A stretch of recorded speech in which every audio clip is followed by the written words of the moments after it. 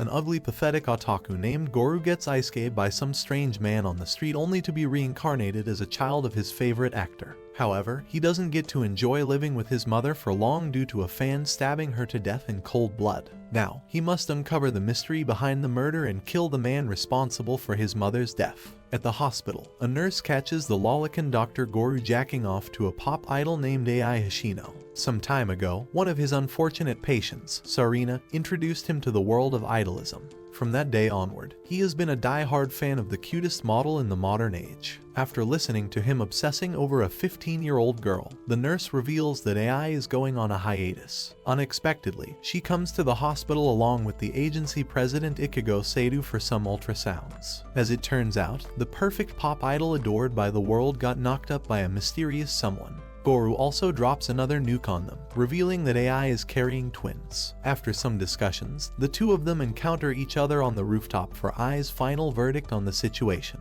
There, she highlights that the world of idols is filled with lies and facades where no one cares about their feelings. Ultimately, Ai's incredible boldness and honesty convinces Gorou to be the one performing the delivery surgery. On the fateful night, a suspicious person asks Gorou about Ai's delivery, which was supposed to be a secret. Knowing the seriousness of the situation, he chases the mysterious man into the woods but loses sight of him. At that moment, the man comes from behind and kills Gorou by smacking something into his head.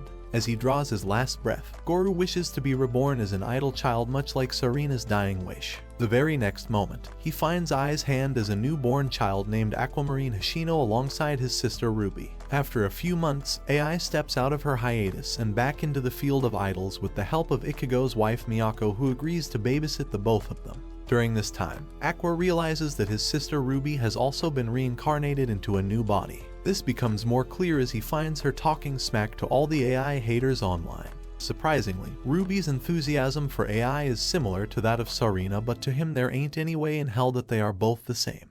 In the following year, Ai manages to cash in new gigs and climb back onto the record-breaking idol of the new era. She also gets a background character role in a new upcoming drama serial directed by Teishi Gitanda. In the car, Miyako reveals that they have lied to the public, saying that the two of them are her children. A while later on the set, Aqua unintentionally gets acquainted with the director and manages to impress him with his intellect. During the whole shoot, they continue discussing some dark facts about the industry. In the end, Teishi shares his contact information with Aqua, hoping that he will one day step into the acting world. As a few months pass, the family sits together to watch the drama live on the screens with super high expectations. However, Aqua notices that the editors cut through a bunch of scenes in which Ai acted. Furious, he calls the director only to find out that the higher-ups ordered him to delete the scenes because Ai was outshining the main lead. To make up for this incident, he offers Ai a role in his upcoming movies, conditioned that Aqua will act as well. On the new movie set, Aqua and Ruby encounter a co-actor named Kana Arima, a genius child prodigy who is blessed with the ability to cry in like 10 seconds on screen. Although, this ability of her has made her too arrogant for her good. Still, this overconfidence of hers is broken when Aqua naturally performs in front of the camera and wins the praise of everyone. Luckily, that movie goes to the top because of Ai's exceptional talent and cuteness. She receives various new job offers as a result of that movie, taking her career to the next level. As time flies, Aqua and Ruby find themselves in a new preschool amongst other children of their age. However, Aqua stays distant from everyone in the school and focuses on reading a few novels instead. During their dance practice, Ruby runs away from the class in fear of being laughed at. Naturally, Aqua realizes that her behavior has to do something with her previous life. Yet, he reminds her that this is their new life and she has a long way to go. With that said, she begins practicing at her house but falls each time. Out of nowhere, Ai enters the room and gives her some pointers. She gives her the confidence to relax and move boldly along with the sound. Their lives continue in a positive direction, with Ai shooting up in fame and landing a performance in a dome venue. Unexpectedly, one morning the same mysterious man comes to her house and stabs her in the abdominal. Aqua realizes that dire situation, but his childlike body is unable to perform any medical procedures. Before taking her last breath, Ai speaks the 3 magical words, telling the kids that she loves them. Obviously, the news picks up the incident for their own ratings but forgets about it after just 3 days. Ultimately, Miyako adopts the two of them as her own children even if they don't accept her as their mother. After the funeral, Aqua realizes that Ai must have told their father about her new residence. He also concludes that he is someone from the entertainment industry and is the real person behind the incident. Ultimately, he swears to find his father and kill him with his own bare hands. 10 years into the future, both Aqua and Ruby reach their final year of middle school with some exceptional looks. Along with school, she works tirelessly towards clearing various idol auditions to achieve her dream. During this time, she has never told anyone about the incident 10 years ago, and the thing about reincarnation. Despite holding such burdens, she goes on and on about being a top idol just like her mother. However, Aqua pops her bubble each time, reminding her that high school entrance exams are also equally important. He believes that keeping all your eggs in one basket is a stupid move, especially since idols earn very low incomes. Yet, she believes on making the best of her life mainly because of the traumatizing events that took place in the previous one. Eventually, Aqua leaves the house to visit the Teishi's house, knowing that arguing with her is a waste. Right after, Ruby mentions that Aqua has drastically changed after the death of their mother. Furthermore, Ichigo also vanished without a trace, leaving Strawberry Productions in the hands of Miyako. Now, they manage online internet influencers instead of idols like they used to back in the day. Still, Ruby keeps on insisting that they should put together a band of idols mostly for her own personal gain. Amidst their conversation, she receives a call from the audition agency, informing that she didn't make the cut this time. On the other hand, Teishi tells him to stop interfering with his sister's path into the idol world. As it turns out, he was the one who called Ruby to inform about the rejection. Plus, he informed the agency beforehand that she will be withdrawing from the auditions, ensuring that things won't move out of hand. Unexpectedly, the very next morning, she gets scouted by an underground idol group manager, making her incredibly excited. This forces Aqua to disguise himself and approach one of the idols in that band named Lala. He puts forth an opportunity for her to change agencies, helping her earn more money in return.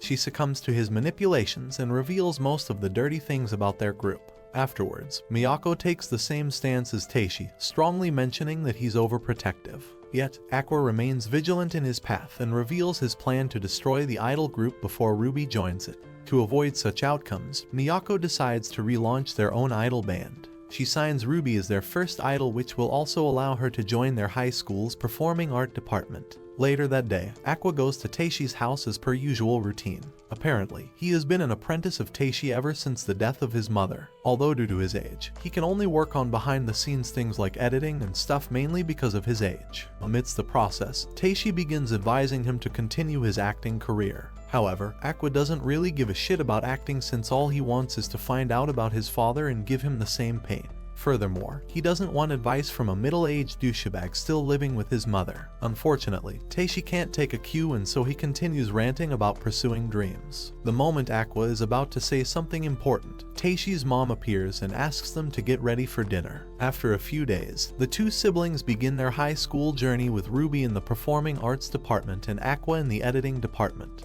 Unexpectedly, they run into Kana from back when he got a role in the movie playing the creepy chill. For some obvious reason, she is eager to know if Aqua would be joining the performance art department. However, he shuts her down instantly by revealing his application to the editing department. In the middle of their conversation, Aqua and Ruby begin ignoring the fact that Kana is standing right in front of them. He reveals that Kana will eventually become her senior in the art department and so they should at least try to get along. With that said, he skillfully escapes the situation before wasting more of his brain cells. Unfortunately, Kana doesn't take a hint and starts following him in the streets. She aims to strike a conversation with him but none of her efforts bear any fruit. Ultimately, Kana shakes the hell out of him by inviting Aqua to her house. Right after, she provides a very logical explanation for this, revealing that celebrities can't just walk in a coffee shop with some stranger. Knowing that getting rid of her is an impossible task, Aqua decides to take her along with him to the director's place. There, he shares his decision of leaving the acting gig for some background work like editing. Still, Kana can't accept the fact that an actor like Aqua can just quit acting on a whim. She suggests that he should begin his acting career once again by playing a role in her new shoujo series produced by Masae Kaburagi. Upon hearing his name, he remembers the time when they found 3 phones in Ai's possession. Amongst the 3, one of the phones was secured with a password that took him more than 45,000 attempts to unlock. Most of the contacts in the phone were connections of AI within the industry, and one of those names was Masaya Kaburagi. In order to obtain a hair strand from the producer, Aqua agrees to take the role in the TV series. Back at the house, Aqua, Ruby, and Miyako begin through the first 3 episodes of the series, revealing that the production is on the lower side of things. However, Ruby mentions that Kana's is way too sloppy compared to when she was just a child. Aqua takes this objection and confronts Kana about it. Unexpectedly, she reveals that all of the male leads are complete novices in the acting department. In fact, their goal with the series was to attract the female demographic with good-looking guys. This forced her to hold back her performance quite a bit in order to make sure that acting flaws are not highlighted. After that conversation, Aqua closely watches the show once again with non-biased eyes. Unexpectedly, he discovers that the Kana and the crew of the show made it possible for the show to become watchable even if the male leads suck at acting. On the day of the shoot, Aqua gets acquainted with Melt, the arrogant male lead who doesn't even take the time to introduce himself. Following this, he finally comes face to face with Masaya himself, the man who could possibly be their biological father and the mastermind behind Ai's murder. Despite the original goal, he goes through the rehearsals as the director of the show plan. He earns a few compliments from Kana, as she thinks his acting is way more sophisticated than people might think. Right after, he closely watches Masaya only to overhear him bad-mouthing Kana's acting skill and referring to her as a stupid idiot. Still, he does not show any shock since this is the truth of the industry. Instead, he focuses on obtaining the DNA sample through the leftovers of the cigarettes. Despite completing his original goal, Aqua stays behind to deliver an outstanding performance and go out with a bang. After looking around a bit, he notices that the roof has been constantly leaking throughout the set along with other problems. Still, the director ignores everything happening in the surrounding area and resumes shooting. When the camera begins rolling, Kana momentarily recalls her journey from being a child star to an irrelevant brat in just a few years. Even so, she tirelessly kept clinging to the industry and managed to land a lead role in this series. Although, she knows that the audience is bashing the first 4 episodes of the series on the internet like vegan protesters. Still, she wants to somehow save the show by synchronizing her acting with the awful male lead in order to make the show watchable. However, as the things continue, Kana notices that the director and the rest of the crew couldn't care less about the actor's skills on the set. Just as she abandons all hope, Aqua walks into the scene by stepping on the puddles in the area. The assistant director instantly proposes that they should cut the scene because the director appreciates the vibe Aqua created. In the meantime, Aqua utilizes all the aspects like props and lighting of the set to enhance his own acting skills. He does the unthinkable by improvising most of the lines to deliberately raise the male lead's anger for an outstanding natural performance on camera. In doing so, he allows Kana to capture the most famous scene in the manga, allowing her to shine to the fullest. After shooting the scene, the male lead apologizes to Aqua for unintentionally connecting the punch. However, he clears the air between them, pointing out that actors must showcase their real emotions on the stage. Furthermore, his real intentions were to allow Kana to steal the show at the last moment with her instant crying ability. In the end, the last episode of the series didn't go viral, but it was passionately discussed in smaller groups on the internet. To celebrate the success of the show, the cast and the crew gather in one place to drink the night away. There, Hikana mentions that they shouldn't be involved in any scandals of any sort. Aqua assures her that they can't dig up any dirt. During the event, the author of the manga Yuriko walks up to Kana and appreciates her performance in the live adaptation. Right after, Masaya approaches Aqua, stating that he resembles AI. Amidst their conversation, he highlights that the test results of the cigar were negative, meaning that they are not related. Despite this, Masaya mentions that AI and he had a pretty close relationship. She always took his help to meet with someone mysterious at a special restaurant. Immediately, he is enticed about this newfound information and asks about the man. However, Masaya puts forward a condition on sharing this information, saying that he will take part in a reality dating show. After a few days, the two of them begin their high school life at the high school where most students are professionals in showbiz. In class, Ruby encounters a young bust model named Minami. Just like that, she takes her to meet with Aqua, revealing that they have become really good friends. In the meantime, Ruby and Minami watch a very famous actress named Frill Shiranui walking in the school backyard. Without much thought, Aqua walks up to her and begins talking about the industry. Unexpectedly, she knows about both Aqua and Minami from their recent work in the business. Unfortunately, she is unable to recognize Ruby for the obvious reason that she is unemployed. Worried, she goes back home and urges Miyako to form an idol group as soon as possible. However, Miyako reveals that scouting girls for the group has been harder than ever because most are already employed. In that moment, Aqua mentions that Kana is a freelancer with a cute face, making her the perfect fit. Following this suggestion, Ruby drags Aqua into stalking Kana for some very questionable personality traits. Ultimately, he grows tired of the wait and arranges the meeting between them over text. Naturally, Kana spends the whole afternoon preparing for the unofficial date only to find out that Ruby wants her to become an idol. Immediately, she refuses to transition her career, as a person aboard 2 boats will eventually sink.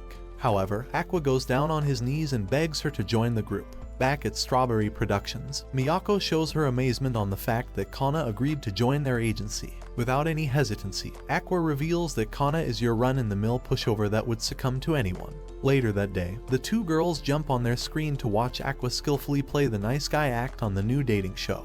In the middle of the show, Kana shows some concern over the fact that Aqua might profess his love for a girl on the show, and even share a kiss in the end.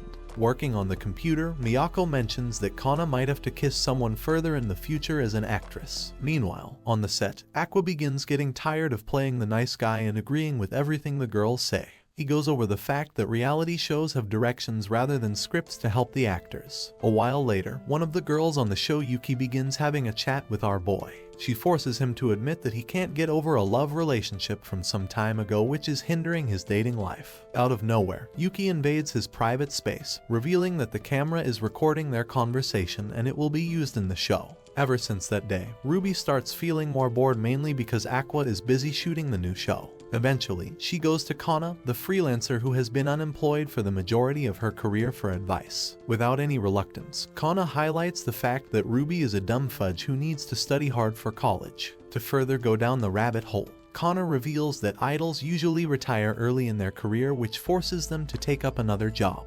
As their conversation progresses, Ruby points out that the 2 of them can't even begin their idol careers because of Kana's disagreement with their group name. Out of nowhere, Miyako comes in with a cheap camera, explaining that they should jumpstart their careers by becoming internet influencers. Thankfully, Strawberry Productions can help them achieve success early on because they specialize in managing influencers. She also brought in a very famous masked bodybuilder influencer, Peon, who is known to bring in 100 million yen per year, thus earning the respect of both Kana and Ruby. For their first video, he plans to do a fake prank on the 2 girls, but Ruby ironically says that their first project won't have any lies. This decision of hers leads them to perform an intense body workout with Peon for 1 hour straight. Yet, the girls don't make it halfway through and start dying of exhaustion. Back on the show, Yuki riles up the audience by revealing her experiences with bullying due to her relationship with Nabayuki Kumano. This creates a suspenseful vibe on the internet, as the fans wonder about Yuki's decision to leave the show along with Nabayuki.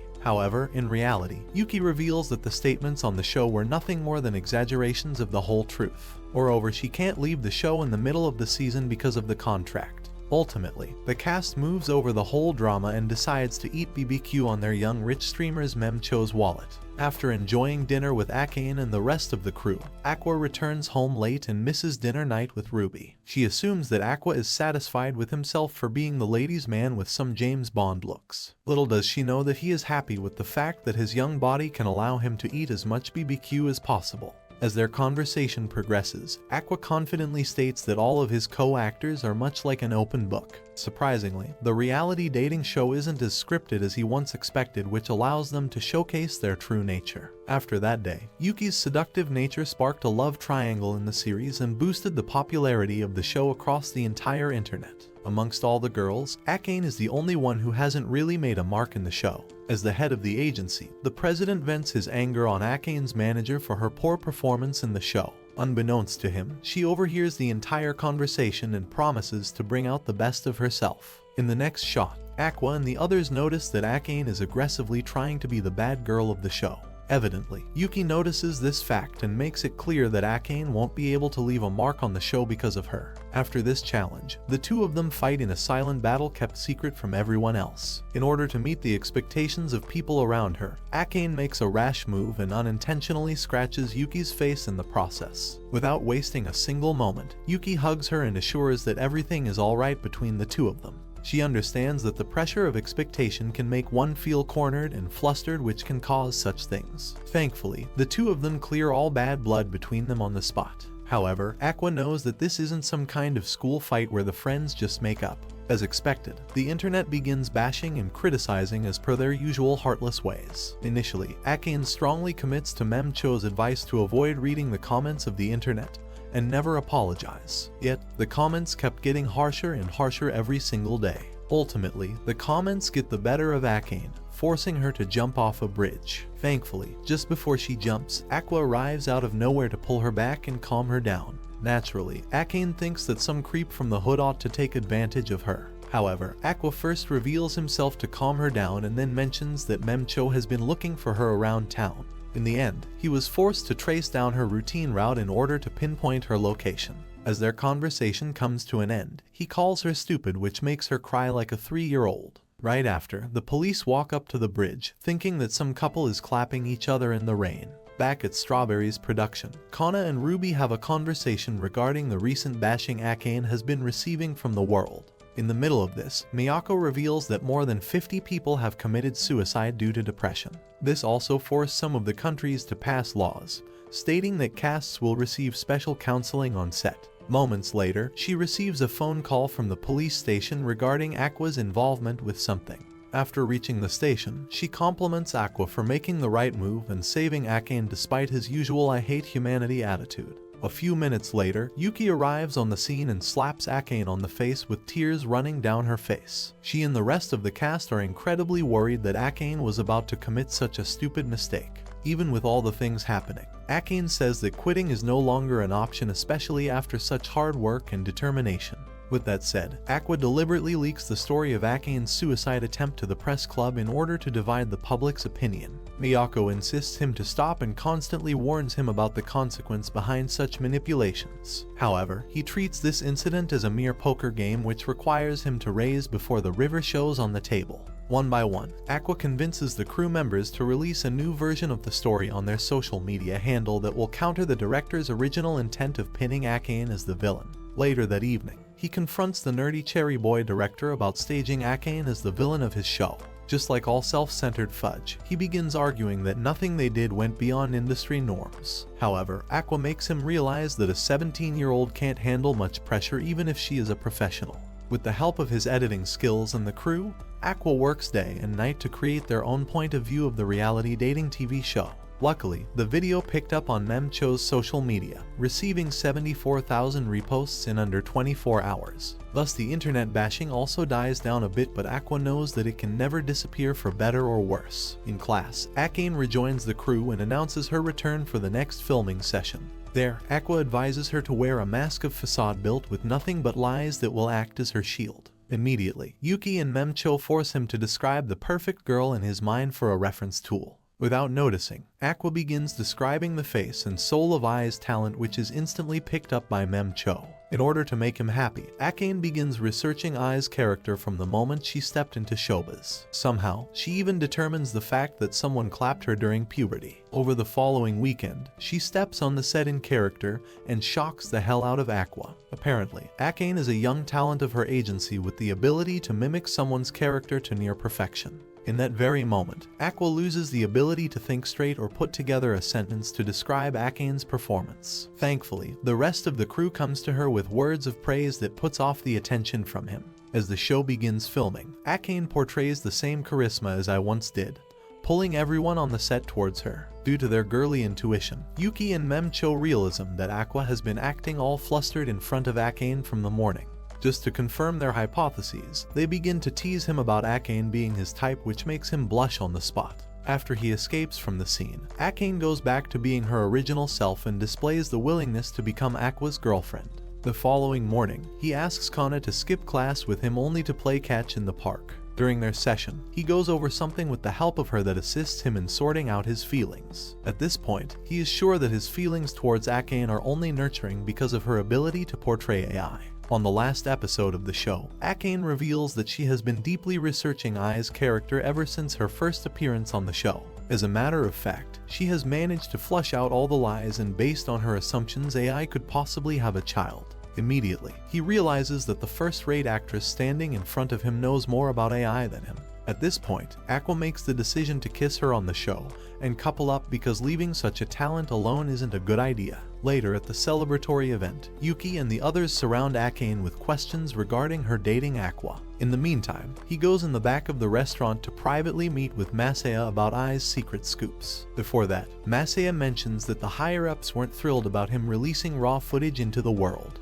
Without losing his composure, Aqua rebuttals his accusation with a paragraph from his contract that allows them to upload footage of the show on the officials' pages. Ultimately, in the end, the two of them decide to get together on some nice sushi. A few minutes later, Yuki and the rest of the crew walk up to him and forcibly take him towards Akane. There, Aqua comes clean with his intentions, clarifying that their relationship should be work-related. However, he still makes sure to keep open a small window of opportunity if one day they want a date for real. Later, when everyone parted ways, Memcho reveals that she wanted to become an idol from a pretty young age. Naturally, Aqua invites her to join Strawberry Productions because they are putting together another Bikamachi. Upon interviewing Memcho for the position, Miyako sarcastically suggests that Aqua should be their new scout of the agency. Despite ticking all the boxes, she feels as if Memcho is lying about her real age in front of the camera. With no choice left, she reveals her real age to be 25, which is absolutely crazy. Miyako knows that streamers and solo entertainers usually fake theirs, but reducing 7 years straight is unheard of. To clarify the situation,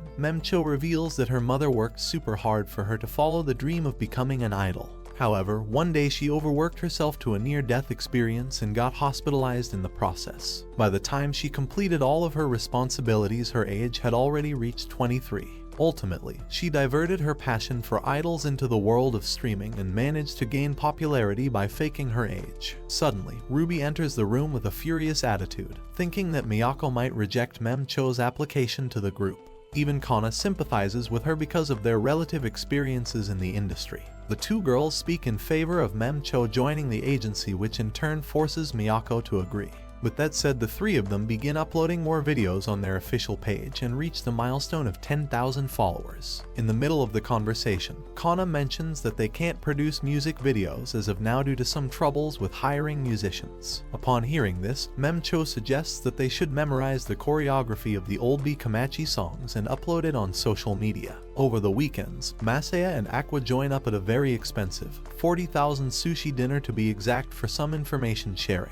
Initially, he reveals that Ai was a run-in-the-mill girl with average fashion and professional sense. However, things changed when he introduced her to a workshop in the same production house as Akane. From that day onward, she began paying more attention to her surroundings and acting more professionally. For his own benefit, Masaya agrees to introduce him to the production house in which the workshop was held. Apparently, he thinks that Aqua will become a rising star in the industry, and granting him a favor this early on would be a nice bargain. Back at home, Memcho received a text message from Masaya informing them that there is a slot available for Bikamachi in the next Idol Festival. Instantly, Kana ruins the mood by mentioning the fact that their group can't prepare within a month. However, the two dumb blondes eagerly convince her to join the festival and jumpstart their idol careers. Still, Kana steps out from the battle of deciding the center of their group mainly because of Aqua's relationship with Akane. Despite her decision, the two girls surf the internet only to find that Kana possesses an angelic singing voice. Ultimately, they take advantage of the fact that Kana is a pushover to force her into taking the role of the center. After that matter settles down, Miyako brings in an old familiar face to help them train for the show. Apparently, Peon has helped various idols in their dance routines and singing practice, although most of the time, he begins their training by building their stamina for the performance. Over the following month, Ruby, Kana and Memcho work tirelessly to increase all aspects of their performance. During this time, Peon notices that Kana is still down about being the center of the group. He goes to have a nice long chat with her, revealing that he has been a fan of hers for the longest of times. He describes all of her habits in a nutshell, especially the fact that she hates bell peppers. As the conversation continues, Kana begins to enjoy herself and thinks that she might date him instead of Aqua. One day before the shoot, Peon reveals himself to be Aqua in disguise and calls the real Peon to share reports of their improvement. However, Peon thinks that Kana would have listened to her even if Aqua used his own voice instead of impersonating him. Later that night, the two girls share one bed with excitement for the festival. Unable to sleep, Ruby reveals some vague details about her previous life stuck inside the hospital. She also points out that being an idol otaku filled her heart with joy. Furthermore, the first love of her life promised to become her fan once she became an idol herself. A while later, Kana steps out of the room, thinking that everyone still views her as a child actor. Unexpectedly, she comes across Peon taking his mask only to reveal Aqua underneath. On the day of the festival, Kana begins dangling left and right due to the fact that Aqua has been lying to them for God knows how long. Still, as a senior with 17 years of experience, she puts up a facade of confidence for the two girls. Yet, little by little as their performance gets closer, Kana starts remembering all of the cold eyes that clearly shouted disappointment from her. In her time of need, Ruby comes to her all shaken because of the nerve-wracking performance. There, Kana breaks down, revealing that she doesn't want the two of them to fail alongside her. However, Ruby lifts up her mood by pointing out that they are just high school girls at the end of things. With the newfound confidence, the three of them take to the stage and perform their own original song. During the performance, Kana notices that Ruby has a dazzling personality which pulls people in towards themselves. She wishes that someone in the audience would look at her with the same sparkling eyes. Unexpectedly, Aqua appears out of nowhere and begins dancing like a mad otaku. Upon seeing him dance, Kana decides that she will work super hard and become a top-class idol just to make him fall in love with her. After the successful performance, Miyako drives everyone back to the studios. Along the way, she deliberately mentions Akane from the dating show and asks about their relationship. Naturally, Aqua reveals that their relationship is nothing but work-related. In doing so, he lights up Kana's mood and the two of them begin talking once again. Back at home, she begins teasing Aqua for the fact that he wore such an awful-looking mask and imitated Peon's voice just to coach them. Aqua decides to flee from the conversation in order to avoid wasting brain cells on such idiotic chick. Yet, she pushes him to the edge by pointing out that he is running away. Unbeknownst to them, both Ruby and Memcho closely watch them bicker with each other like children. In the heat of the moment, Ruby states that Aqua has a twisted personality because of the things that happened to him in the past. However, she believes that Aqua acts like his old self whenever he is around Kana. Meanwhile, somewhere in a restaurant, a director from an opposing company joins Masaya for dinner to discuss their new theater project.